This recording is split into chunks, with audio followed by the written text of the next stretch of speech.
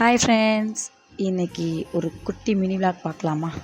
ரொம்ப நாள் ஆச்சுல மினி விளாக் போட்டு. இவ்வளோ வெள்ளனே நான் ரெடி ஆனதே இல்லைங்க. ஸோ ஃபஸ்ட் டைம் தான்.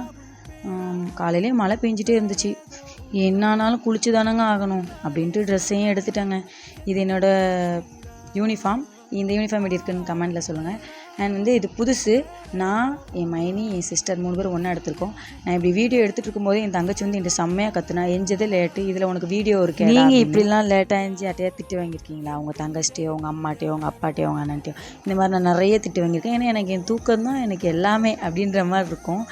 அப்புறம் குளிச்சுட்டும் வந்து என் ட்ரெஸ்ஸையும் போட்டாங்க. இந்த ட்ரெஸ் எப்படி இருக்குன்னு கமெண்ட்டில் சொல்லுங்கள். அப்படியே ஃபஜர் தொழுதரலான்னு சொல்லிட்டு ஃபஜரும் தொழுதுட்டேன். தொழுது முடிச்சுட்டு அப்படியே ரெடி ஆகிட்டேங்க. எங்கன்னு பார்க்குறீங்களா? வேலைக்கு தான். காலையில் ஷிஃப்ட்டும் மத்தியானம் ஷிஃப்ட்டும் வேலை இருக்குது. ஸோ அதனால் கிளம்பிட்டோம்.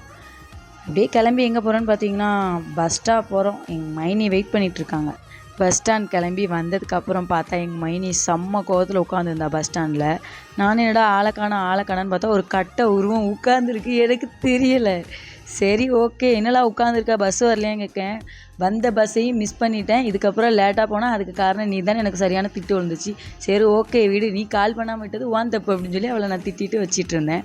அப்படியே நான் என்ன பண்ணாலும் இப்படி நீ எல்லாமே சகிச்சு போறியே, ஏன் அப்படின்னு கேட்டேன். ஃப்ரெண்டாக போய் தொலைஞ்சிட்டல்ல அப்படின்னு சொல்கிறா. நாங்கள் இவங்க எங்கள் அண்ணனோட ஒய்ஃப்.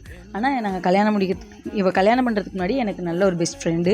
இப்போது எனக்கு ஒரு மைனியாகவும் இருக்கா. ஆனால் நாங்கள் மைனியாலாம் ஏற்றுக்கலாங்க, ஃப்ரெண்டாக தாங்க பார்க்குறோம். இவளை மைனியாக ஏற்றுக்கிட்டோன்னா நம்மளாலலாம் சண்டை போட முடியாது. நாத்தனார் மைனி சண்டைலாம் நம்மளால் போட முடியாது.